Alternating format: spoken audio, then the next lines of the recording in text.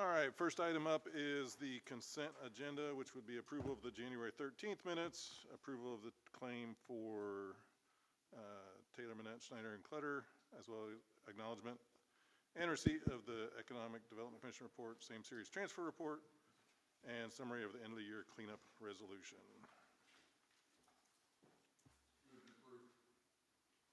Second. A motion and a second. Any questions or discussion on that? All those in favor signify by saying aye. Aye. Any opposed?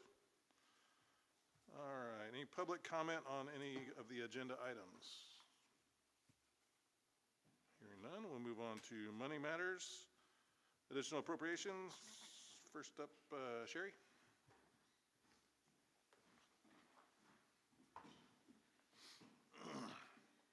Good morning, Sherry Hill, Montgomery County 911. This additional appropriation request is from a person that was budgeted as a dispatcher, and then they were moved to a supervisor's position after the budget process.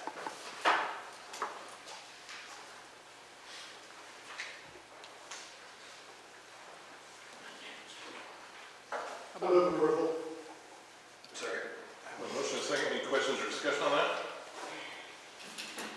All those in favor signify by saying aye. Aye. Any opposed? Thank you. Good morning. This is due to just an error in the budgeting of last year. You'll recall Captain Hughes retired. Kind of in the middle of the budget process.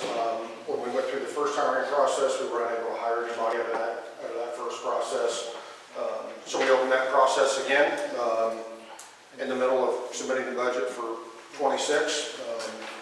And at the end of that is when we hired a new deputy, which my error, it was not on that 26 budget request. So it's not an additional deputy. We had the line in 25. It just wasn't submitted correctly.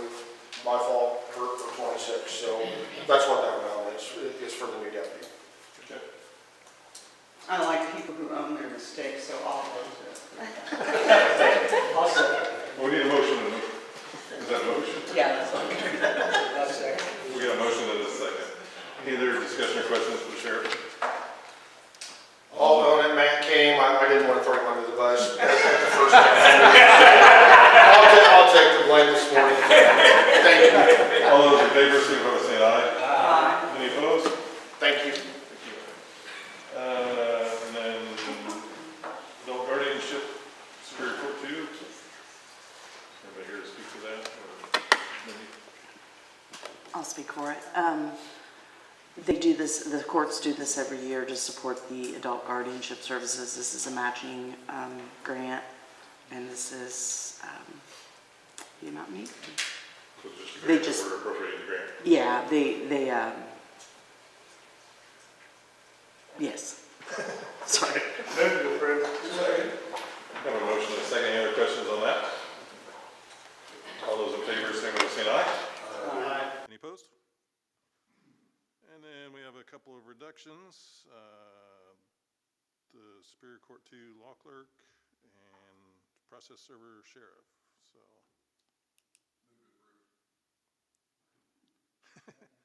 Have a motion and a second. Any discussion on this two? All those in favor signify by saying aye. Aye. Any opposed? Next up, a couple of transfers for the sheriff again.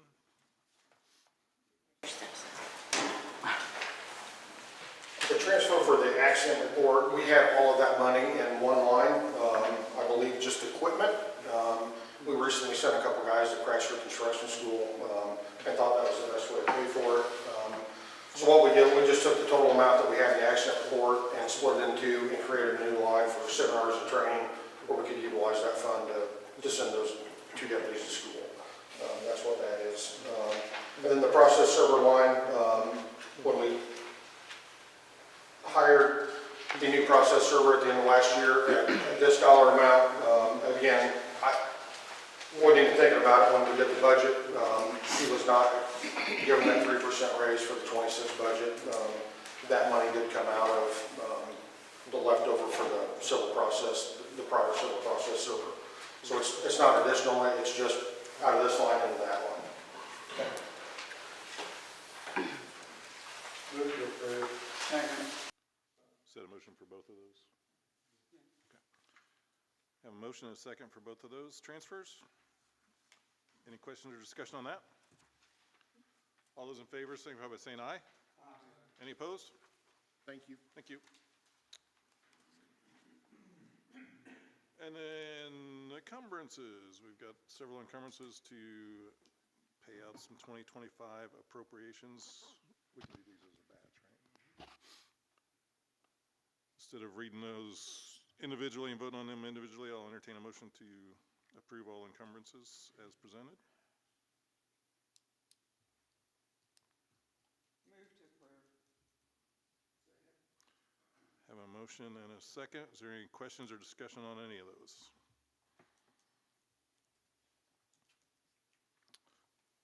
Hearing none, all those in favor signify by saying aye. Aye. Any opposed? Okay, moving on to new business. You should have just stayed up here. We're just talking about that. I don't know if I can sit up here, maybe in Mike's seat, or, I would like to use some of the commissary funds to, replace some countertops in the intake area. They're the original countertops that have been in there since the facility was open. It's a big U shape. When the original countertops were installed, they were installed for the equipment that was installed at that time. As you can imagine, we've replaced some equipment, printers, various things like that. We've had to modify those countertops. As you can also imagine, it's intake, it's where everybody comes when they come to jail. They've taken a beating, over the last 18, 19 years. We reached out to Town and Country and had them come quote it. To replace the countertops in that area, we're looking at $18,605.84. I would just like to give permission to replace those countertops and use the commissary funds to do that. Okay. Make a motion for. Second. Have a motion and a second. Any other question or discussion on that? All those in favor, signify by saying aye. Aye. Opposed? Thank you. Thank you. Council appointments, this was, we needed to correct a couple of misses from January. So the Economic Development Commission appointing Jordan Poland, who was on that. And then Property Tax Board of Appeals, John Downey, to clarify that. So. Move to approve. Second. A motion and a second. Any questions on that? All those in favor, signify by saying aye. Aye. Any opposed? Okay, moving on to the new core tower and structure and abatement. How do we start that? We have representatives from Nucor Towers here to give you a summary of their project and the request for abatement. So I guess I'll just let them get up and introduce themselves, and Dan will explain the resolution and the process for the tax abatement. Perfect.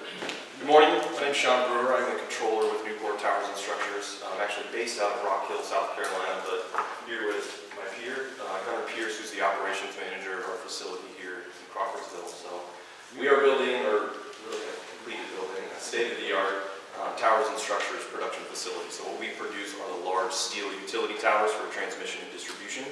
So working a lot with our utility providers and helping rebuild America's power grid infrastructure. So like I said, I'm really grateful obviously to be here in the partnership relationship we've had with Montgomery County as part of Nucor, and looking forward to continuing to expand that with Nucor Towers and Structures. I want to thank Sean for being here. He's come a long way. But he's been working with us by Zoom a little bit.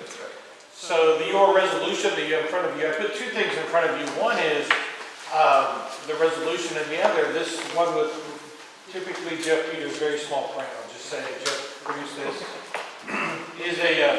Is the schedule which shows the abatement, the actual payments made with the abatement, what the tax payments would be without the abatement. And it shows this at the top for real property, in the middle of the page there for personal property. So when this project came before the county some years ago, of course we really wanted it to be here. The Board of Commissioners and the RDC made an agreement with Nucor Towers and Structures that they would provide certain incentives, including the abatement of taxes as are proposed. So this is nothing surprising or new.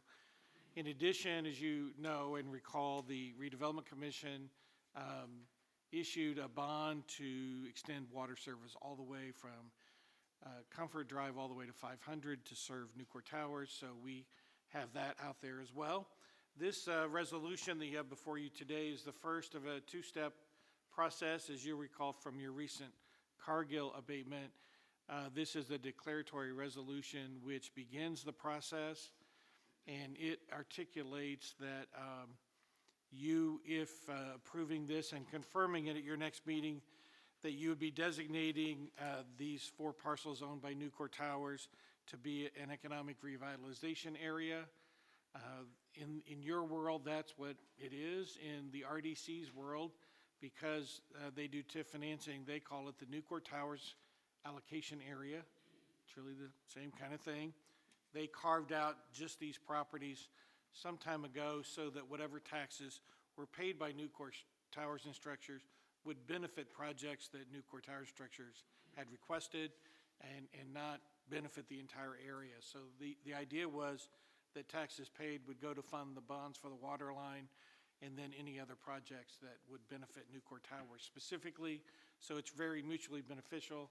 Newcourt Towers knows their taxes are going for specific projects that benefit them, and that's we know where the money's going to come from to pay the bond. So it's a good thing. So in addition to that, you would be you would also be preliminarily approving their abatement.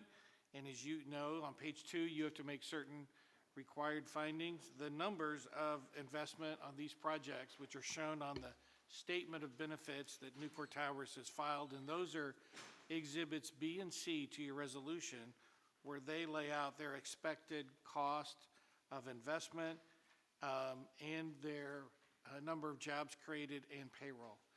And as you can see in Exhibit B, their estimate on real estate improvements are $41 million, having an assessed value of $26,287. They anticipate they'll create 200 jobs with a payroll of $15 million. So this is no small thing, and I'm sure they've already invested the money, so they feel it already, but they've been out busy producing. If you look on Exhibit C, you'll see the personal property side, and you'll see manufacturing equipment estimated to be $134 million. So this has been a very large project, one that I'm sure they're proud of and we are glad to have here. And so it would grant the abatement, which is Exhibit A, it's a 67% flat abatement or level abatement for both the real estate and the personal property, 10 years for real estate, which is standard, 20 years for the personal property. So it isn't as if in year 1, Newcourt Towers and Structures won't pay any tax. This is kind of unlike a conventional 100% in the first year, 90%. This is a level modified abatement. So obviously we've got bonds to pay, so we're glad that it's not a 100% abatement. So page 2 has your findings that you're required to make, and then on page 3, again, are your actual decisions today, and one is to designate that area to be an economic revitalization area. Second is to approve the tax abatement requested.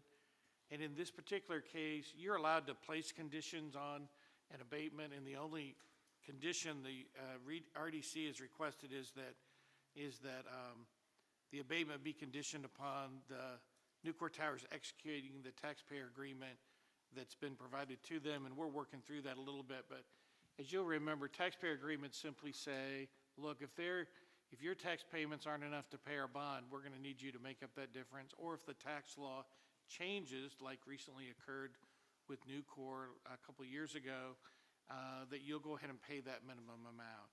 And so we use those all the time whenever we issue a bond, so this is nothing extraordinary. And then the rest of the resolution just talks about what happens next, and that is the auditor has to provide that to the assessor. The resolution has to be made public. We have to publish notice of a public hearing on March 10th, your next meeting. And at that time, we'll have to have 2 public hearings. One will be on a waiver. And so in this case, since the application for abatement comes after they started the project, we have to have a waiver, and you have to vote that even so, we really want this project. And so, so we have to vote on that first, and then, excuse me, vote on your confirmatory resolution like we did last time. And that is when the abatement is actually granted. And we also will be, as you can see in the resolution, be providing a copy of this resolution and other information to all affected tax entities. This is South Union Township, will affect South Montgomery schools. And so we'll provide notice to them. And again, they benefit as well. This project will generate a lot of additional real estate taxes, and also a $15 million payroll will generate a lot of local income tax. So the benefits are pretty obvious in this case, but I'll be happy to answer any questions. Yeah, Dan, I just want to ask again, so looking at Jeff's schedule, with the abatement, how much will they be paying in taxes? Is that the $1,281,000?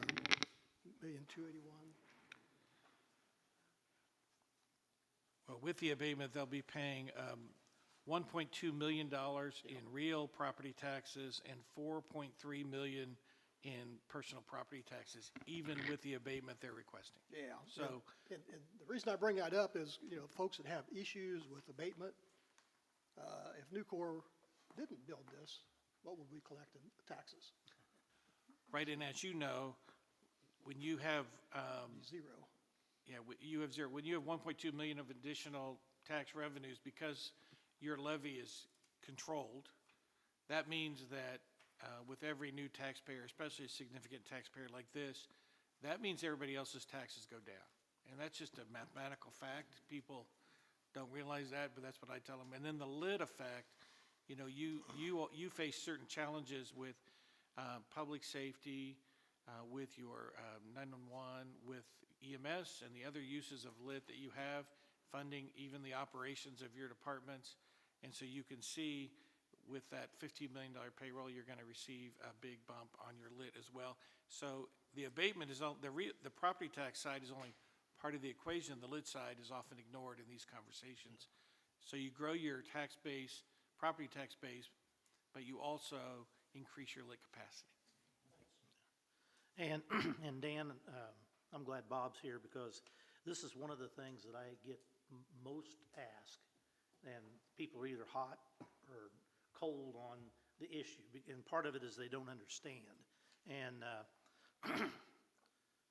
I can see Nucor from my farm. I mean, when 20 years ago, 25 years ago, there was nothing but fields out there, and so you were making the tax on just farm ground. Just plain farm ground. And now we've invested out there. They've invested in us. We've invested in them. They've invested in the school. When I ran the highway department, they were helpful to the county. The things we have to, like what he's talking about remembering is they're going to, 85% is what's going to be involved with the manufacturing, 10% warehousing, 5% administration, so they've spread it out. And again, real property at 41 million, personal property at 134 million, 10 years on real property, 20 years on the personal property. And then you look at 200 positions on top of what they have now. And like Dan was saying, you got to be thinking of not only the 200 positions that are going to pay from $17.50 up to over $40. So you're going to have a range of pay that's not only going to help the people going to Nucor, but it's going to help the people that work in the county, because it's going to cause pressure for people to want to keep people.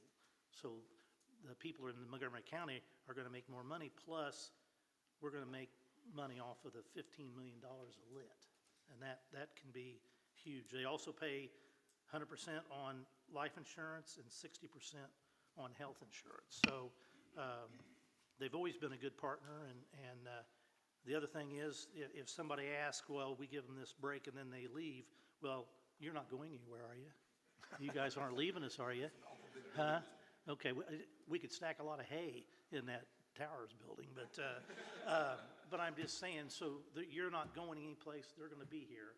And I think it's just a phenomenal thing that we, back in the day when Mutz and those guys got them, and the county got them, and the city got them to come out there on Newcore Road, and we built that road.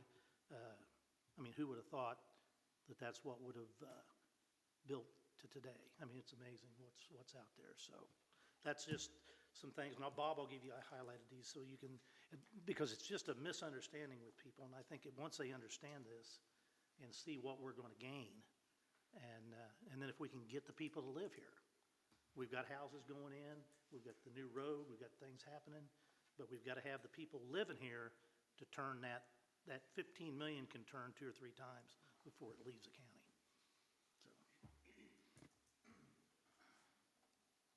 It's funny you say that, Brett, because when the water project was being built, Newcore Towers really wanted it done on a certain day. And I got a couple phone calls from their employees, all of whom I knew, saying, when is that water line going to be finished?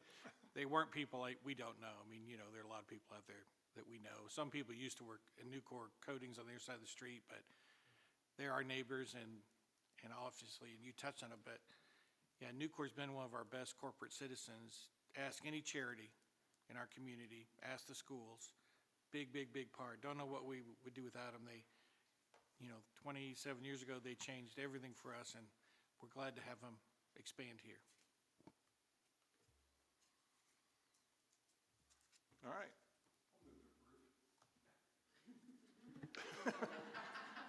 I'll second.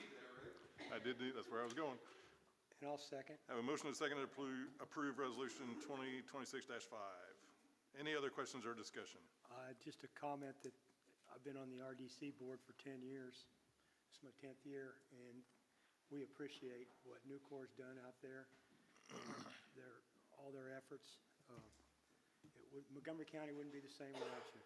We're looking forward to a bigger Newcore. So thank you. Anybody else? All those in favor, signify by saying aye. Aye. Any opposed?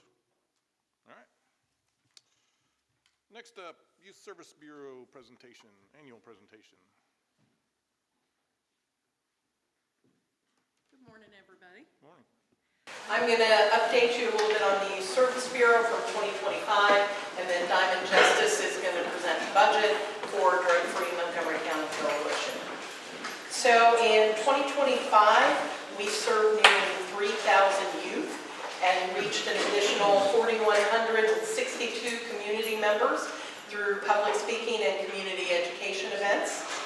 We provided training to the community on domestic violence and the impact on youth, QPR suicide prevention training, child abuse prevention, and vaping prevention in the schools, and Narcan use training. We've kept important youth issues at the forefront in our community, and our staff all give back to the community through service to local boards, organizations, coalitions, all things that benefit the larger community. We facilitate a lot of community events that include a family fun evening for child abuse prevention in April. It's held at Pike Place. I think last year we had about 150 adults and children. Everything at the event was free. We like to provide things that there are no barriers for people to be able to access. We also do National Night Out, a nationwide crime prevention event. Also a completely free event for families. We have bounce houses, caricaturists, free food, safari,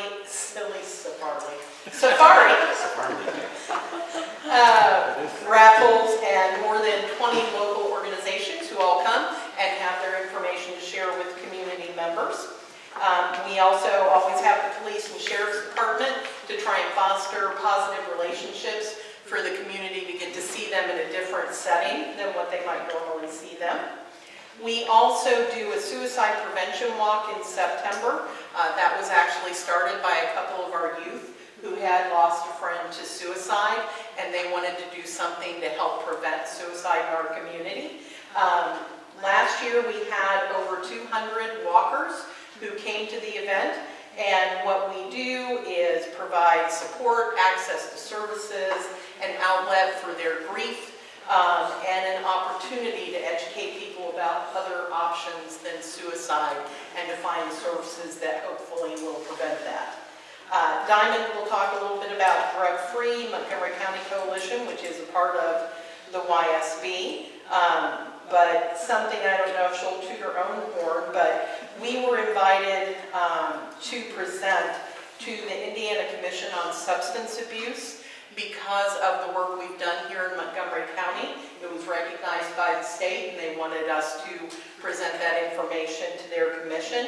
And then also, Diamond has been providing support services to other counties who are trying to replicate our process for the opioid settlement funds. So she's out there doing a tremendous job and getting the recognition for that. Our facility for the Youth Service Bureau is used by a lot of outside groups. Since Fusion 54's elevator is not currently working, there's a whole lot more groups coming into our facility. We have to host trainings, events. We have a visitation room for families who need supervised visitation, who are involved with the Department of Child Services. And we are very happy to share our facility to benefit the community who has made our very existence possible. We served 58 groups last year in our facility, and that represented 730 community members. So it's nice to see that building used. We continue to be financially stable. We have adequate cash reserves and a realistic budget. We were able to end 2025 ahead of budget and able to add to our long-term maintenance fund so that as the new building becomes older, we'll be prepared to handle any repairs that need to happen. We're still trying to diversify our revenue streams, and we still have about 41% of our budget coming from grants, and those are a little bit unstable in this current economy. We already know one grant is being cut by over 40% this year, and we get one other federal grant that could also be impacted. So we're really trying to diversify to make sure that doesn't mean that we have to cut any services. Our core services are the court-appointed special advocates, jump mentoring. We have both a high school and a middle school alternative school, the Nourish Backpack Program, child abuse prevention, Drug Free Montgomery County, Youth as Resources, Teen Court / Tobacco Court, Inspire, and Reindeer. All of the services we provide are not duplicated by any other organization in the community. All of them are vital to the health and the well-being of the youth in our community. And even though we can't possibly meet all the needs of our youth, our job is to make sure that we're working with every other organization in the community to collaborate so we know who to refer youth to and how to partner with those services so that we're all maximizing the resources that we have. Just some examples, we collaborate with the Department of Child Services, Boys and Girls Club, 4-H, Purdue Extension, the Family Crisis Shelter, local mental health providers, CARA, KS Ranch, Trinity Mission, the Health Department, and that's just a few of the relationships that we maintain to be able to serve kids. The work that our community supports is making a difference, and we have the honor and privilege of seeing those differences through the faces of the youth that we serve. The students who graduated from high school because of their participation in the alternative school, the students who last year recovered more than 320 credits toward graduation, and we had 9 graduates. 79% of teens who did not reoffend after going through teen court, and that means they didn't reoffend from whatever age they were when they were charged until they're 18. We track them up till they're 18. That's a pretty good rate. If you look at adult incarceration rates, they're not anywhere near that. So that is making a huge difference. The kids who get backpacks of food every Friday to make sure they don't go hungry. We served over 174 victims of child abuse and neglect through having the court-appointed special advocates to represent their best interests. And then the thousands of children who receive personal safety education classes to help prevent child abuse. The thousands of adults who received education about youth-related issues, the youth who've been mentored and given opportunities they might not otherwise have had. And then, last but not least, the joy of over 600 children who received gifts at Christmas from the reindeer program. All this is possible because of the tremendous support we receive from Montgomery County, and we take very seriously the stewardship of all of the funds that are entrusted to us. 89% of all of our revenue was dedicated directly to service provision for the youth, with the remaining 11% to administrative and fundraising costs. One of the YSB's greatest assets is our volunteers. In 2025, we had more than 500 adult and youth volunteers that help us carry out our programs. We are so thankful that so many community members are willing to give of their time to help our youth. We all know that what changes people's lives are relationships with other people, and that's what we're hoping to instill in all of our kids, that they can form those relationships in the community to help them grow into the productive community members we would like them to be. This is our 55th year of operations, and for a small nonprofit, it's amazing that we have survived continuously through that 55 years, and part of that is because we know how to pivot and provide what is needed for the youth, because you can imagine over those 55 years what youth need has changed significantly. And we will continue to do that, hopefully through another 55 years of operations. I know I look young enough that I would still be here, but I probably won't be.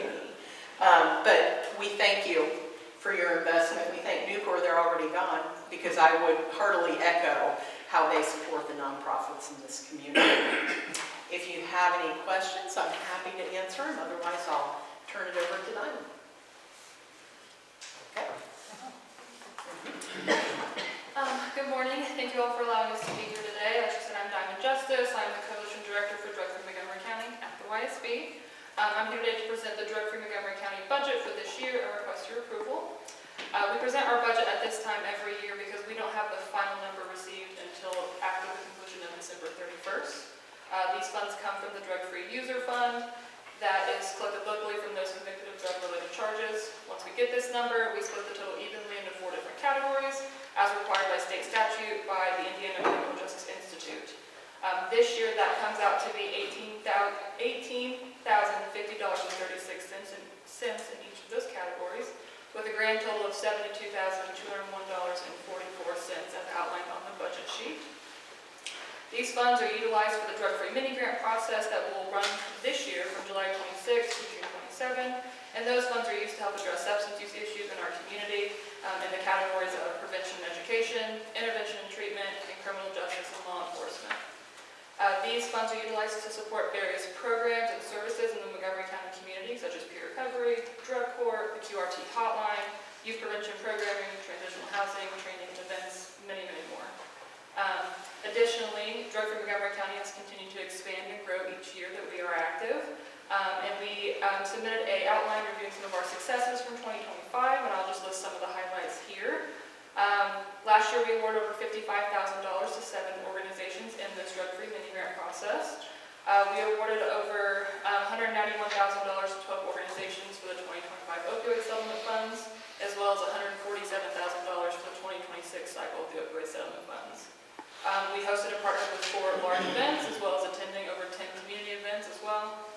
We collected a grand total of over 2,000 pounds of medication at both annual drug take-back day events and our permanent city and county locations. We served 317 students in all 3 school corporations with our prevention curriculum, This Is Not About Drugs. And we distributed more than 455 doses of naloxone in our community. And those are just some of the highlights. We're really excited to see what this new year brings for us, and with that, we're asking for your approval for our budget this year. Thank you. Thank you, and thank you for what all you do for our community. YSB's been a staple for a long time, and it's good to see that continue and all you do for us. So with that, Honor Table. We move to approve. I'll second. Got a motion and a second. Any questions for Diamond or Karen?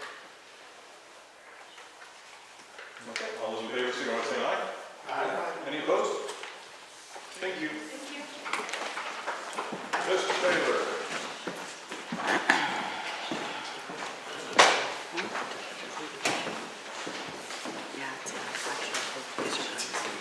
I'll start with the bread cleaning report, and that is that today's February 10th. Pictures and pageants report to Major League Camp and Will Klein, Mr. Klein's nephew, will be reporting to play for the world champion Los Angeles Dodgers. Just so we all remember. I have your training materials in front of you. It is not everything you need to know to be a county councilman, but we're getting there.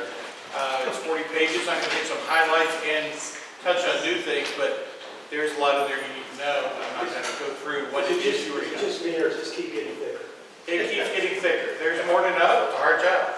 So on page 2, you'll see your basic and primary duties. I know that you know them. You do a good job with them, but I'd ask that you look at that and make sure that if anything jumps out at you that you didn't know, that we can address that. If you go to page 4, the budget process, you guys do this every fall. You start in what seems like July, and we go to the end of the year. And so that process is laid out in the statute, so I've just regurgitated that for you step by step. And but I know that you guys know what you're doing. You did a good job last year. We know that it's going to be more difficult going forward because we have questions about how Senate Rule Act 1 will affect actual revenues. But the budgeting process, the actual step-by-step procedure, doesn't change. So we just have to figure that out as we go. You go to page 11, compensation. Sometimes we get tricky. You determine the number of positions in the compensation for all employees in the county, except, and I've listed those for you, as you know, except for health departments, assessor stipend, commissioners really determine the benefits,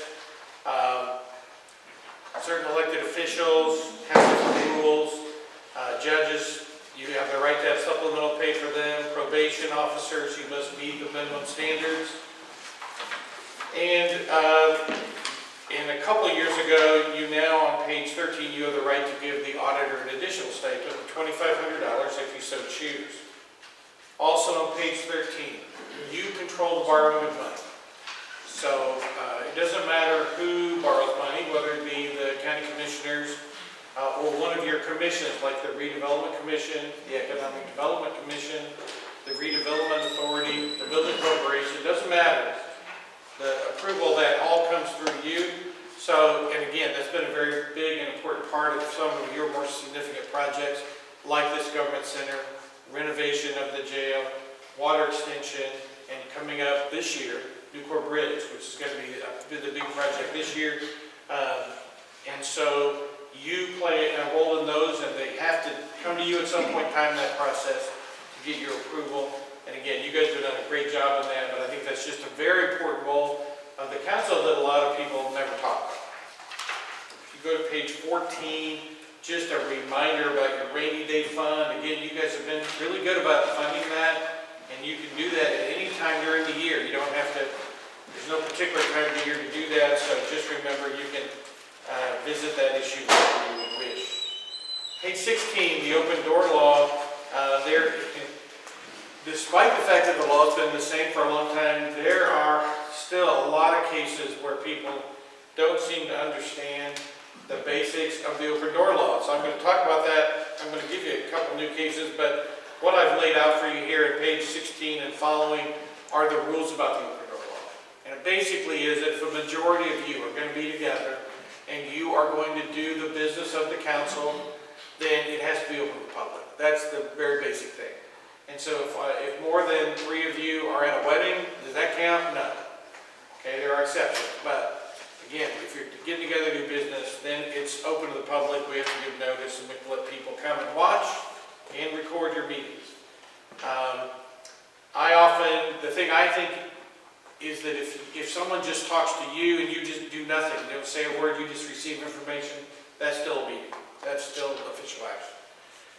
There are some exceptions, as I note on the bottom of page 17, and those make sense. Social or chance gatherings, on-site inspections, traveling to and from meetings in the state, political caucuses, a gathering to discuss a economic development project, orientation of new members, gatherings for oaths, and then at the top of 18, you'll see executive sessions. And this year, they changed the executive session law. They added some things you can talk about. You can talk about specific employee benefit issues now. You can talk about employee handbooks now. And you can have a meeting just to talk to your lawyer, which is new. You would have thought that you could do that, but in the past I had to talk to each of you separately. But now if there's an important issue, even if it's not litigation, we can now have a meeting just to talk about something that is protected by the attorney-client privilege. And you'll see that has been added as exception G right there, purpose of executive sessions.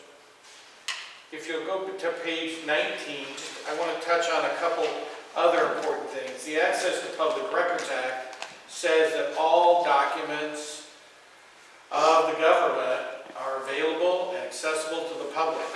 And although there are some exceptions, they are few. And so what you have to understand is, we all believe in that, but where we get caught up is, does that mean every email that you guys send to each other? Yes. Does that mean every text message that you send to each other? Yes.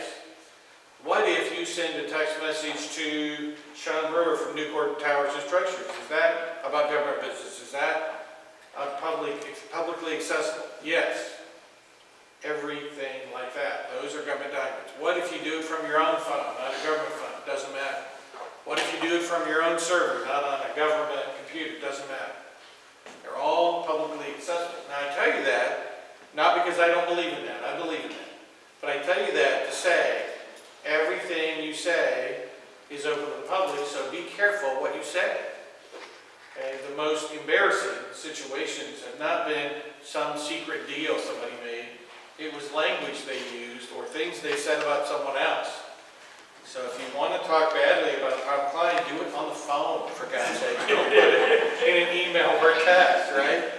So that is my caution. And, we had a situation here where I had to read through 10,000 emails. 10,000. And some of them were not really. The question I was using is, would my mother be proud of me if she knew I did this? That's a good rule to follow. And you know my mother, but it's a good rule. She's tough. So be careful with that. Conflict of interest. You cannot have a pecuniary interest in something you vote upon. Simple rule. I'm going to talk about a case later. We're going to come back to that, about what that really means. But just remember, if you think there's any way that you could benefit from an appropriation for a contract, don't vote for it. Just abstain. Okay? You just can't vote on it. And it's taken pretty seriously. It's a crime. It's a crime to vote on something in which you have pecuniary interest. So if you have a question, see me, but we're going to talk about that a little later. If you go to page 20, you'll see what I call best practices. And so I'm reminding you, I know you never discuss litigation in public. Remember, all emails and text are public documents. Pay attention to your policies. You don't like your policy, change the policy. Listen to your attorney. It's my personal favorite. I'm here to give you good advice to protect you. If you don't listen to me, then you'll be calling me someday and saying, well, I know I should listen to you, but and I can't really help it. And do what's in the best interest of citizens, every council member. You guys know this, but there's a reminder on page 20. And if you'll go back to page 30, I'm going to talk a little bit about some new things that happened this year. 2025 cases. So last year I told you about the Perry County versus HUD case, which was a case where apparently in response to some financial difficulties, the Board of Commissioners said that they were no longer going to provide health insurance to themselves and to the council. And that would save a lot of money, as you might imagine. Well, one council member who really didn't have any other way to get health insurance filed a lawsuit and said, you can't do that. You cannot treat me like I'm different just because I'm elected.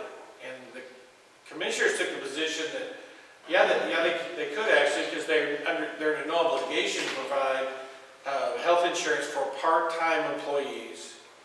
And because county council people don't work in this building every day, they must be part-time employees. A big lawsuit came out of this. It went to the Court of Appeals, where the Court of Appeals kind of said, yeah, we kind of agree with that guy. And then it went to the Supreme Court last year. So I reported this to you last year and said, let's watch this. Well, here it came. It went to the Supreme Court in '25, and the Supreme Court said, no, the commissioners can do that. Well, you people are crazy. The commissioners can say who gets health insurance. Now, they have to provide it to their full-time employees, but for purposes of this conversation about benefits, neither commissioners or council members are employees. Not for that purpose.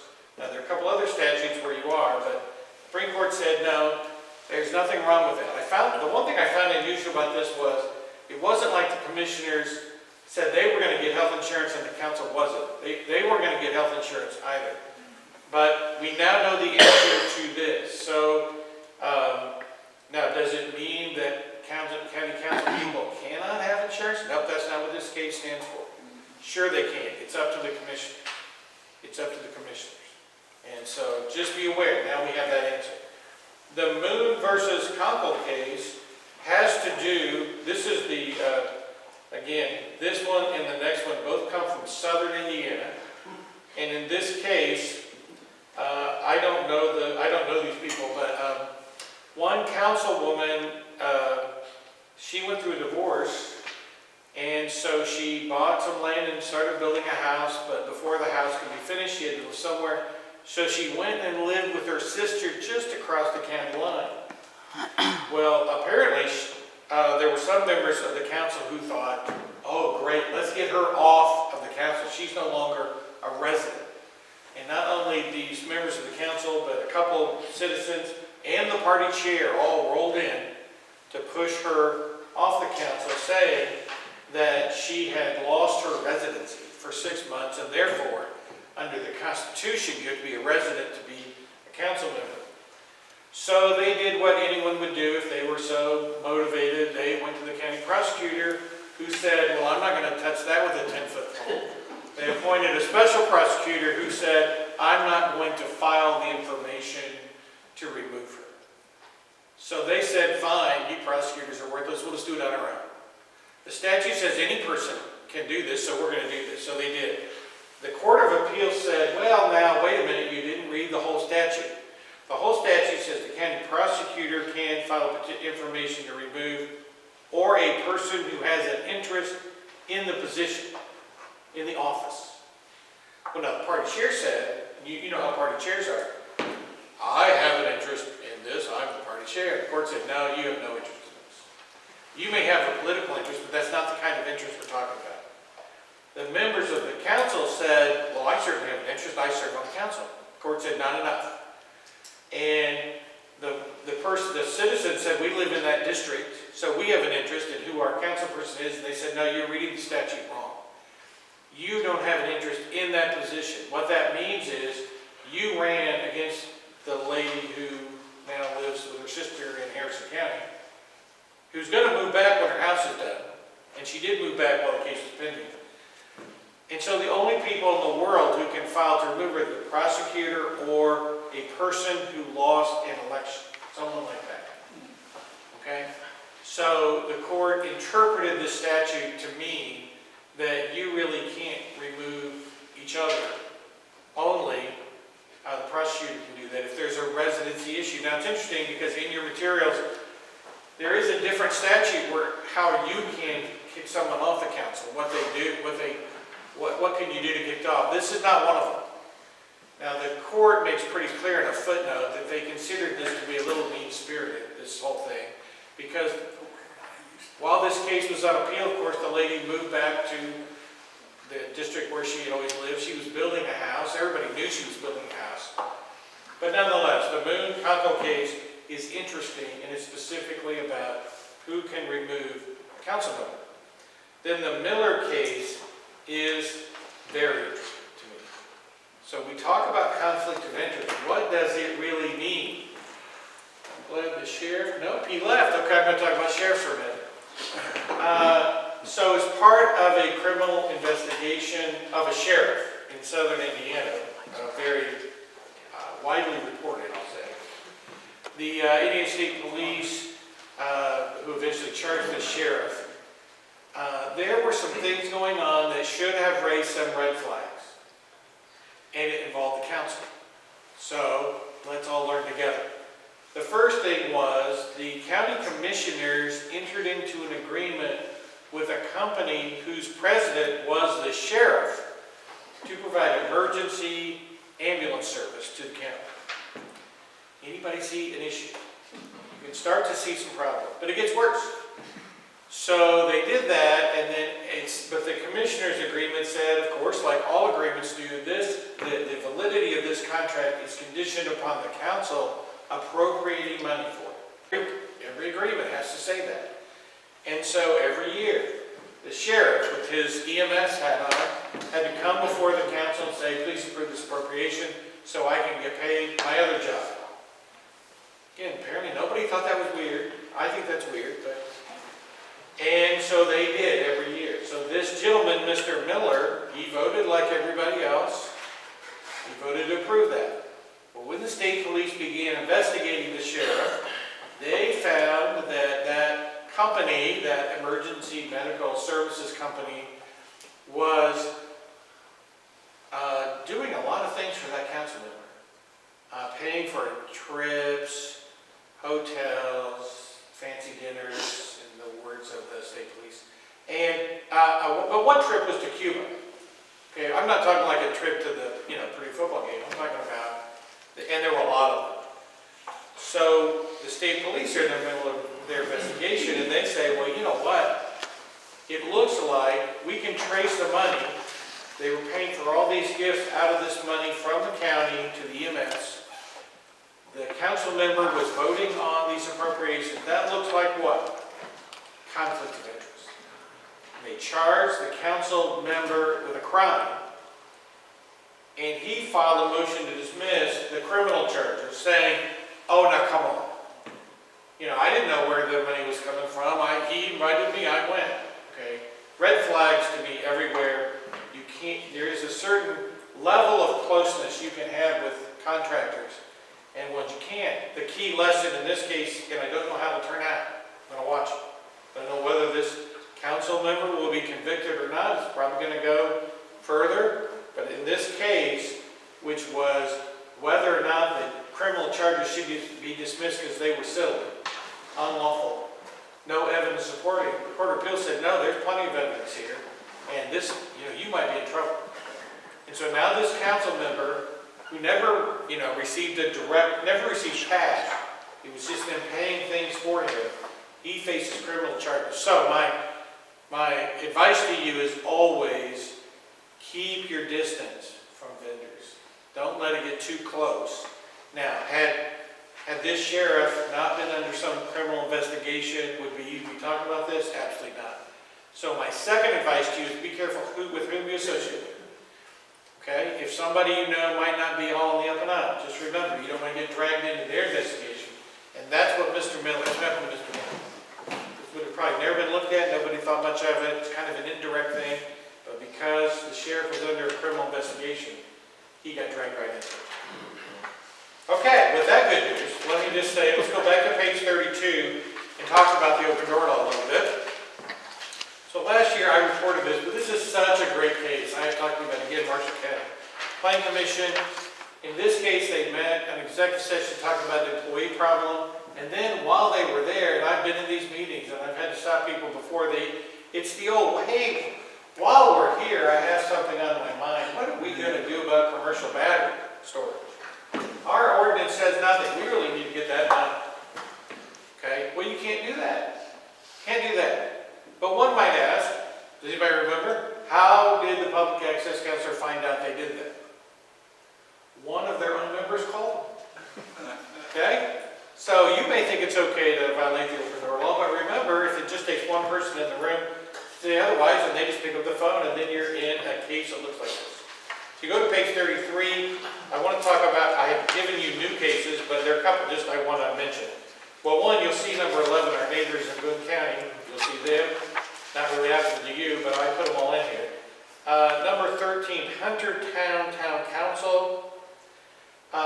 And we've had, I've had, not recently, but I remember one council president telling me I didn't know what I was talking about. But a majority of you can't get together in January and talk about who's going to be president. You can't. You see right there, Huntertown Town Council. You can't get together, a majority may not get together and say, well, we were talking about council business, we were just talking about who the officers are going to be. I've said forever, you can't do that, and you can't do that. And then Highland Parks, I noted that one because this is something that's very confusing, but bids have to be open in public, but they don't have to be open in the meeting where you're awarding the contract or even by the body. Staff can open bids in a separate meeting where the governing body's not there, as long as it's advertised and it's open to the public. Now, in my experience, nobody attends other than the bidders, but that's the process. And we finally had an opinion this year, which kind of corroborated that. The top of page 34, there are this year, well, last year, there were over 60 cases alleging violations of the Access to Public Records Act. That's a lot. I mean, there are probably 10 open door law cases and over 60 Access to Public Records Act cases. There's a lot. I didn't put them all in, but I put a couple just to illustrate what's going on. But most of the time, the big complaint is really not that they don't get it. It's that the reaction time is too slow. And so in the town of Fisher's case, they took 95 days. This is a funny one to me. A homeowner was upset that the town wouldn't issue a building permit for a renovation at his own house. And they wouldn't talk to him, they wouldn't do anything, so he just made a public records request and asked for all permits and building plans on file in that office. Well, he had filed it, but they wouldn't talk to him, so he just filed a request. Well, when they didn't respond for 95 days, the Public Access Counselor said, well, you know, that's too long. 95 days for what should be pretty easy to just give them is too long. Blackford Area Plan Commission, this is another one where you just kind of wonder, but someone was mad at somebody in Blackford County. They went in, the auditor filed an access for public records request and said, I want to see all the minutes for the Plan Commission and the BZA for last year. Now, if it were Jennifer, she would produce those. It'd be no problem. But Blackford County took their time. It took them 234 days. And much to my surprise, the Public Access Council said, yeah, that's too long. That's not reasonable. So you can see how people get in trouble, they just don't respond. And then the new Carlisle, this one, I just want you to write on your paper, data center. Okay, we're going to deal with this. Up in New Carlisle, someone was mad at somebody over an Amazon data center. And they asked for a non-disclosure agreement and anything else to do with this decision to allow Amazon to build a data center. And the question became, well, do we have to give them a non-disclosure agreement that says we can't disclose this to anyone? What do we do? And in that non-disclosure agreement, there was specific information about how much water was going to be used in this particular data center, which is one of the big issues with data centers. But it was in the non-disclosure agreement. And the court relied upon a trademark case, United States trademark case, which said that the amount of water a data center uses is a secret. It tells you a lot, so it's a secret. It's protected under the trademark. Therefore, the town did not have to give the non-disclosure agreement. Very complicated decision. Haven't seen one quite that long in a long time, but that's interesting. But data centers bring great emotion, and I would say with great emotion comes access to public record act requests. New laws, starting on page 34, go back to 36, which is the new laws this year. We talked about this in the middle of the year once these came into effect, so I'm not going to spend a lot of time, but just remember on page 36, House Enrolled Act 1134, there's your new laws about what you can talk about in executive session. That is new.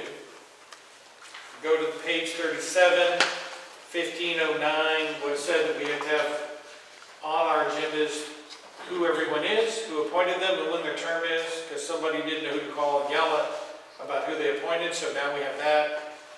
1641 is the law that says now you can talk to your lawyer in executive session. Senate Enrolled Act 1, again, we've discussed, but I've laid out for you some of the big items.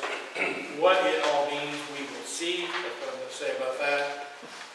New internal control rule is the last thing I'm going to talk about today. And so the State Board of Kansas put a lot of emphasis recently on projects financed with bonds and who is watching how the money gets spent. And rightly so. Now again, we haven't had problems here. I think we've been really good. And so your RDC, your RDA, your EDC, the entities which issue bonds, they've been, I mean, they've got, the auditor does a great job, Mr. Klein, I'm at those meetings, so we try to make sure everything's done right. We have Lisa Lee, great bond attorney, and we have Jeff Peters, all help. But at the urging of the state, the county commissioners have adopted a new internal control, and it addresses this issue clearly.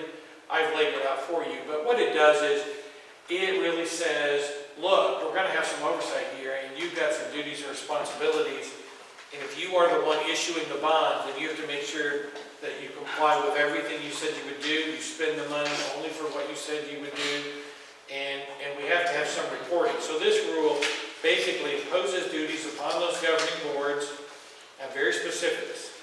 And you can see on page 39, says that we're going to, the bond issue has to review these things annually, and then they'll have to report to the county commissioners whether they're in compliance. So we've set up kind of a systemic way to make sure, instead of just assuming we're okay until somebody tells us we aren't, we're going to be a little more active in this. This has been adopted by the commissioners, so I just wanted you to know and be able to see it. Otherwise, it never kind of comes to you guys. I'll be happy to answer any questions. Yeah, Dan, real quick, you mentioned the data center. It's interesting you mentioned that because on my way in today, there was something on the news, I caught part of it. Are they going to take mobile rule away from the counties, the state? What's going on? And where they can tell where a data center is going to go, they're going to take it away from the locals? There are two bills. There are two bills pending. One which says you can't take it away from locals. One which says, yeah, the locals can't control it. The House, I believe yesterday, passed the version that would take some of our local control away. It goes to the Senate, where I think it has, there are some questions about whether it would continue through the Senate. But we've been monitoring two bills. There are bills on solar, battery storage, data centers, and a couple other bills that would try to limit local control. And then this year, for the first time in a long time, there's some bills to go more local control on those same issues.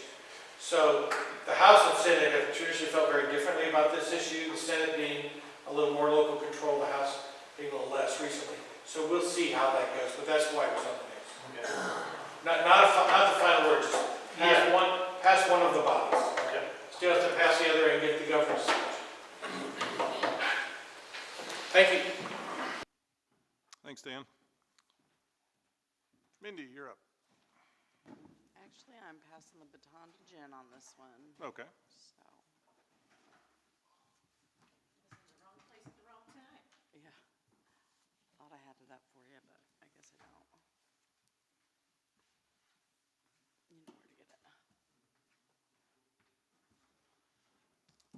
Oh, sorry, Tom.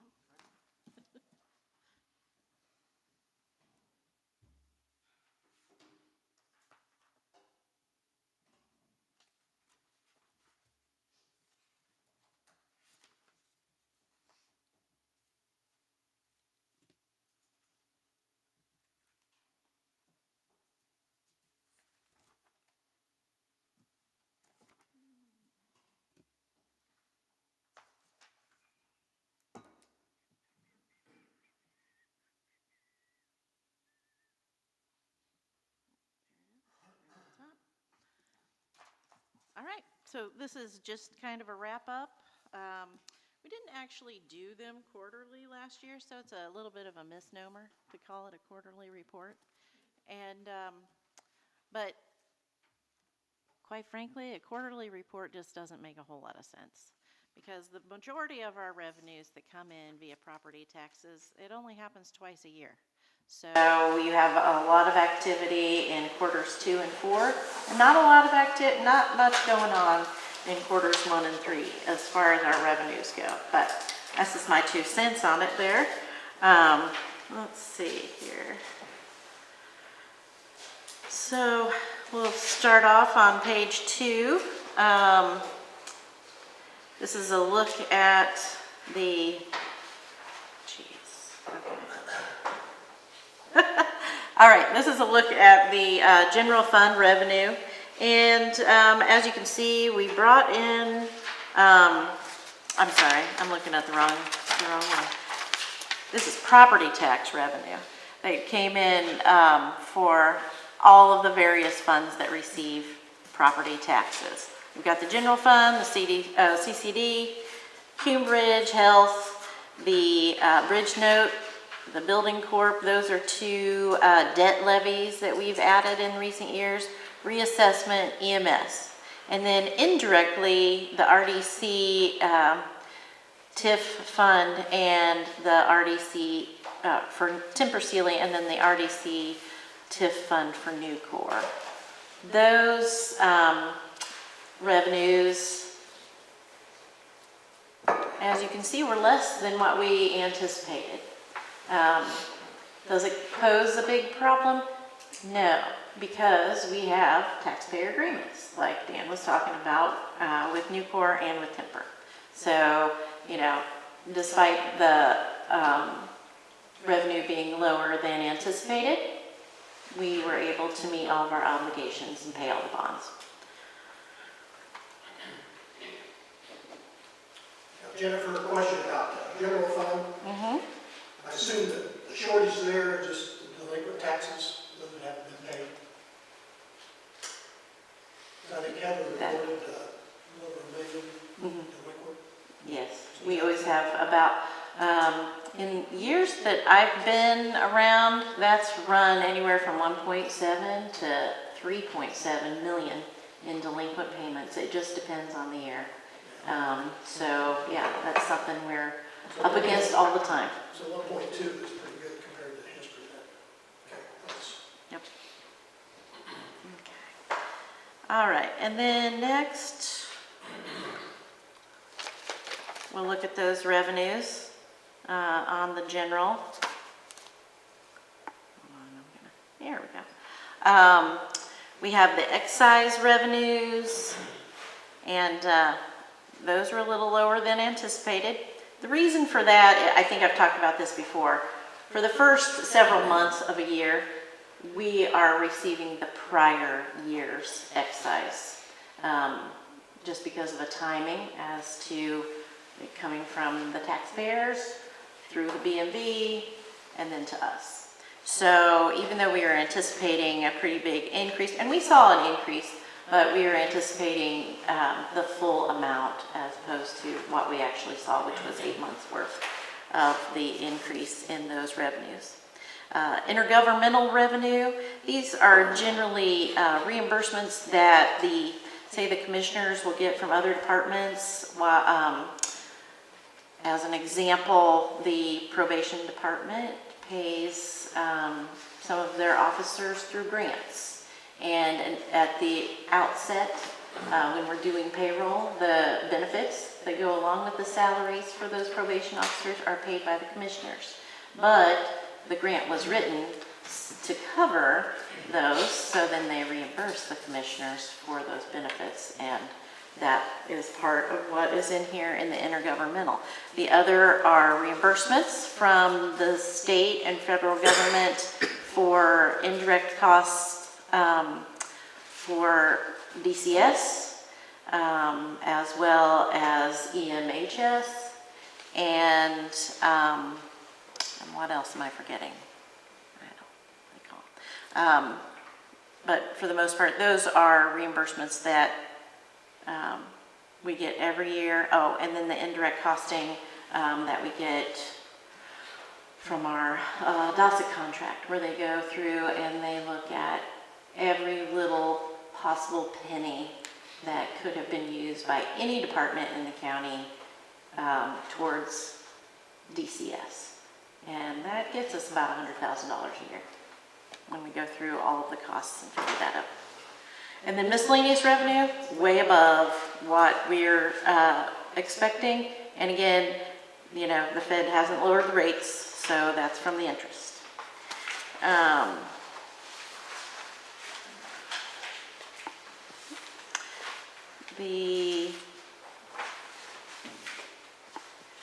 The next one is for financial institution tax, commercial vehicle excise tax, licenses and permits, and fines and fees.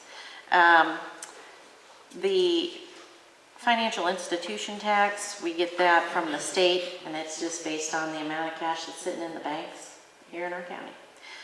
Changes every year. It's hard to predict. Commercial vehicle excise tax, we were pretty close to receiving what we anticipated on that. Licenses and permits, again, that's can be way up one year and way down the next. It just depends on how and what type of building permits get issued. And in prior years, we've had some pretty big building permits issued. So we're looking like 25 was maybe more average construction than the larger pieces. Fines and fees, again, we never know how many people are going to get in trouble every year. So that's, we're up in 25, unfortunately. The next one is MVH revenue, both funds. We received slightly more than was anticipated in wheel tax.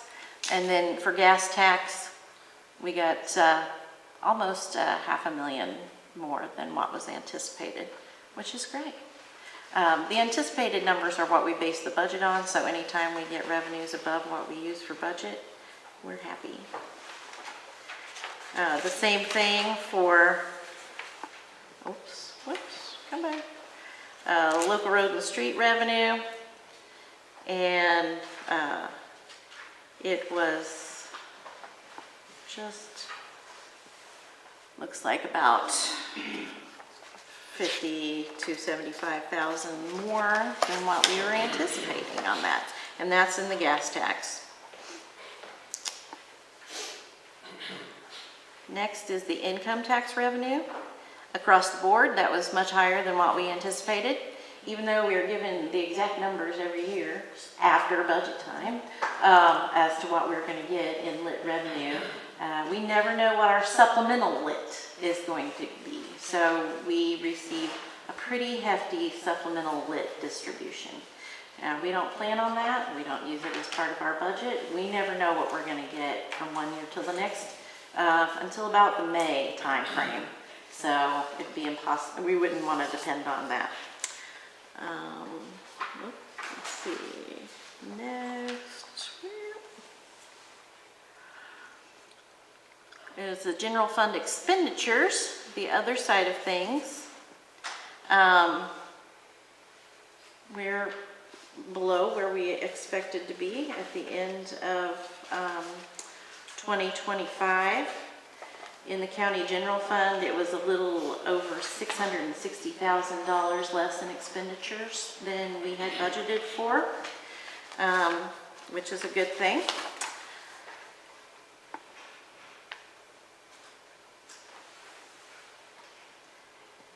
The next one is the same for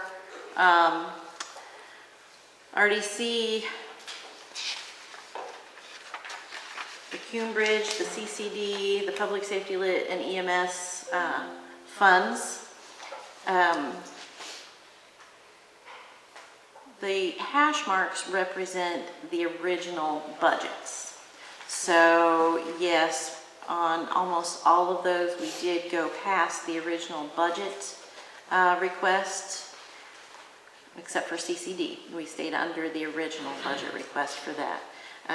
This is also kind of an indicator as to which funds you did the most additionals in. And I've added a little more information to that, to the spreadsheet side of this report. And then here we are with the health, PSAP lit, and reassessment fund expenditures. Health was below the original budget, PSAP lit was over the original budget, and reassessment was under. Now, Jennifer, Yes? your office is going to track additional appropriations for this year, Mm-hmm. the regular report, right? Yeah, we've talked about doing that, yeah. We're going to do that? Mhm. Okay, thanks. And didn't she think that the health was gonna be under, didn't she, when she was talking to us, didn't she think that they were gonna be a little short on some of the funds coming in with the health? If I remember right. Yeah, they decreased the funding for them quite a bit. So what they did to kind of counteract that is put more lines in the levied health fund. And hopefully they'll make up the difference needed there. All right. Okay, and here we are with MVH unrestricted, MVH restricted, the combination of the two, we put those together. That's how the Department of Local Government Finance makes us report on MVH and as combined, but then the State Board of Account makes us report on them separated, so we just put it all out there. Good on the Highway Department. They stayed under budget in the unrestricted, and then they got additionals on the restricted. And just like I always say, it's always better to spend the most restrictive money first so that you have freedom should you need it. Local road and street was exactly what they budgeted. And then we'll just look at the actual cash balances remaining in the funds at the end of the year. As you can see, in County General, we started a little over 10 million. We ended a little over 12 million. So we saw a net increase in the cash balance in County General. Some of the other large funds that we look at, MVH, we're down just a little, but not a lot. Local Road and Street, we're also down. The TIF fund, we're up slightly. A little bit of up and down on the Timber fund, but we ended the year ahead of where we started. Same with CCD, Cume Bridge, Public Safety Lit. EMS, we did have some surprise expenditures thrown at us at the first part of last year, and so that took a chunk out of that, but it should recover because it's a levied fund. The Health Department ended up a little bit higher in cash than where it started. Public Safety Access Lit for 911 was down from where it started in 2025, and reassessment was up. And then this sheet here is looking at just budget versus expenditures. So we look at, in the green column is the original budget that we passed when we adopted back in late 2024. And then the blue column represents any additionals or reductions that happened during 2025. And then the yellow represents the year-to-date expenditures and how those all stack up. So we did okay. We did pretty good, 2025. I wanted to show you on the spreadsheet side of things. I actually provide the actual numbers behind all of the graphs, and it's broken out by quarter. And also on the expense side of things, there's a column that's been added that talks about the dollar amount that it went over the original budget. That's one of the slides that gets presented, so you can see the actual amount that of the additional appropriations that got utilized for those funds. And then finally, on the revenue side of things, we added a column at the end that is the, well, two columns, the total cash increase or decrease for the fund for the year, and the percentage increase and decrease for the fund. So that's just like at a glance, major fund, look at where we ended the year on the cash.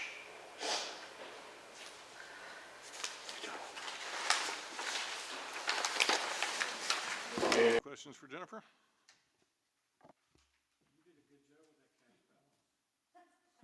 Thank you.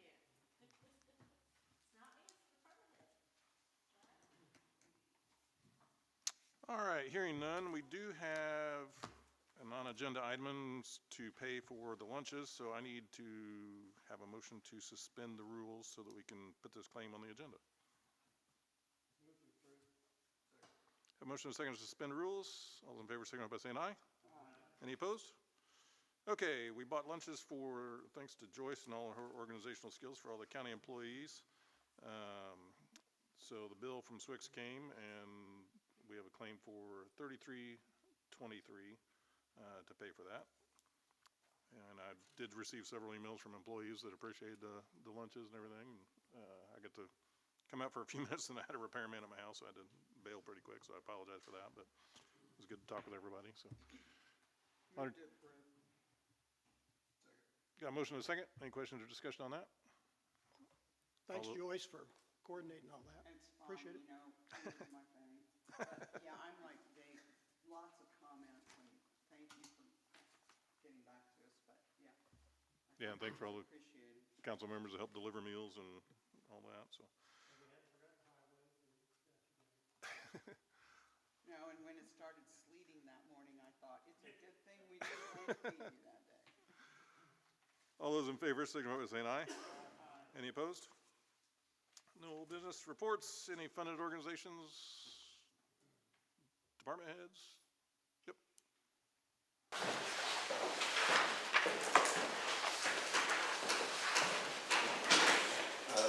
Excuse me, Gail Stevens, Montgomery County Highway Assistant Director. We did have a significant snow event, January 26th, that week of. I just apologize for throwing more numbers at you this morning, but I wanted to throw some stats at you to help you get a scope of what it takes to fight snow in Montgomery County. It's the first significant snow we've had in quite a few years. We spent at least 2,200 man hours that week cleaning out snow. 33 employees utilizing 25 trucks and 4 motor graders traveled almost 25,000 miles of Montgomery County road from Monday to Friday. We used almost 4,500 gallons of fuel and spent $40,000 in salt and sand. I'm working with Jessica at EMA. We're going to submit a claim to FEMA. Hopefully we can get some of our expenditures recouped. How's your salt looking? I know there's a shortage on salt this year. I think we're going to be okay, get through the rest of the year. Hopefully we won't have the same problem next year. But, I mean, with it warming up here, we get one more cold snap, we'll be okay through it. But after that, I'm not sure. Okay. Well, thank you to you and your department, because we know our road is well taken care of. So in our area. Well, for the first time in a long time, we had 100% attendance for those first 3 days. You should. I'm very proud of our guys and gal. We had 3 or 4 new drivers this year. We didn't have very many incidents. We had to pull one guy out of the ditch off of the telephone pole, but that's about it. Great work, we appreciate it. Thank you. Any other department heads or elected officials? Tom, you got anything? Wow. Mr. Kading, what you got? Again, baseball's gonna be starting here real soon, spring's around the corner, and, sorry. Yeah, spring's around the corner, baseball's gonna start soon. The Hoosiers are 2 for 2 against the Boilermakers. We've got one more to go. Be hard up there, it's gonna be 7 on 5, but I think our guys are 8 on 5, but I think we can handle it maybe, so. We're going to see if we can make it 9. Yeah. And Joyce, I'm gonna keep all your records of how mean you are to me with the, that may have to be looked into, Dan, so. And thanks to everybody that, it was fun to have the meal again, and thank you, Joyce. It's a good thing to do, and everybody does a great job, and we appreciate you, and we'll be out there to the highway here sometime soon. Yeah, thanks.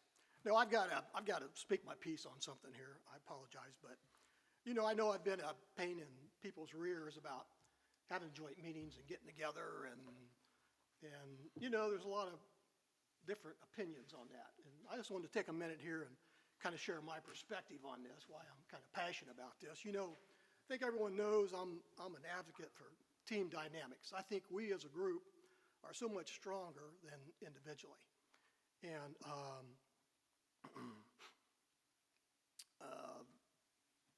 looking at our team, I look at our RDC, I look at the commissioners, I look at the county council as, kind of leadership team as we look at what are those things in our community, our county, those areas that we really need to be concerned about. What are the priorities as a group, as we look down the road and make plans for our community. And I know I have mine, and I'm sure David has his, and Brett has his, commissioners have theirs, but as a team, what are those things that are really important to us? And that's why I push for these meetings. I think they're so important. Gives us the time to, plan and talk about our visions. But, if I, just to give you a perspective, if I were to talk about what I think is, important, top of the list is the county-city relationships. I think county and city needs to be hooked at the hip when it comes to these things.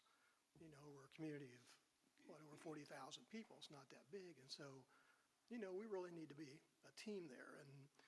And I know the commissioners talk about roads, and I'm on their same page when it talks about roads.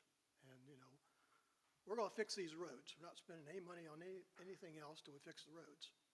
I'm all for that, but I need to understand, what does it mean when we say fix the roads? Does that mean we're going to pave every road in the county, or does it mean we're going to fix every pothole? I don't know, but I think those are kind of things we can talk about and have a plan for.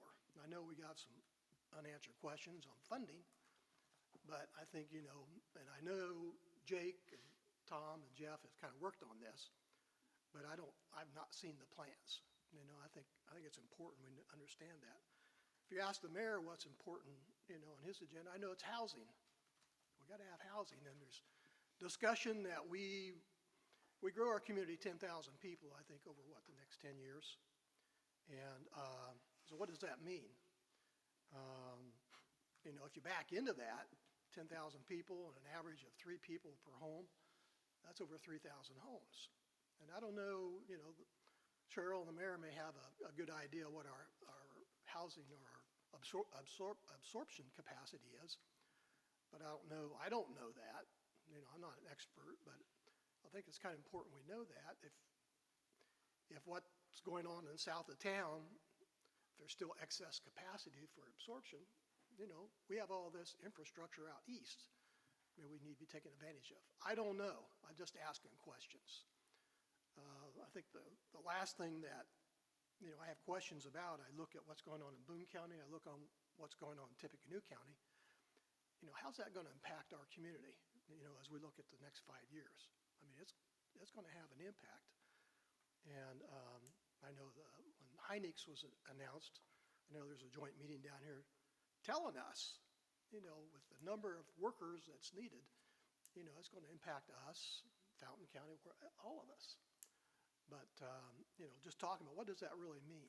So as I push for us to get together and have joint meetings, that's kind of where I'm coming from. I think it's our job to be looking and planning and talking about these things. So anyway, that's my 2 cents worth for today. Thanks. Gary? Joyce? I have nothing, but I would remind all of you men that Valentine's Day is Saturday. You might want to do something not out of the ordinary. Thanks for the reminder. No problem.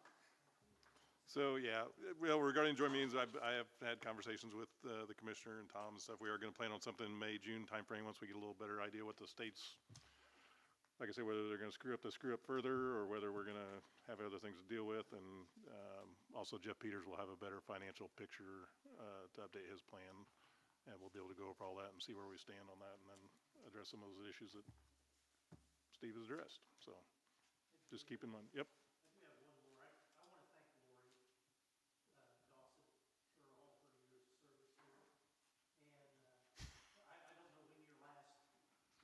I don't know when your last day is, but I've heard that they posted your job, and then were you selected as the county employee of the year?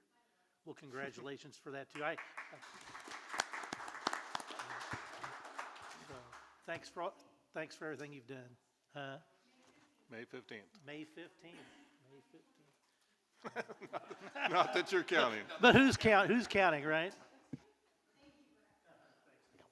Yep, go ahead, Tom. Speaking of retirement, Mike is okay for us to announce this too. Mike Davis is retiring in August, Oh. so you know too. Well, congratulations, yeah. Yeah. Yeah. I've got a funny one on Mike. When he came to work for the county, he'd worked at 2 or 3 other places, and every place he worked at went out of business. And when he came into the county, I said, "Oh my gosh, you're working for the county. I hope we can stay open." So we made it through your employment, Mike, and congratulations, and you've done a great job as well. All right, any other public comment? Next regular meeting, March the 10th, 9 a.m. right here, and I'll entertain a motion to adjourn. Thank you all.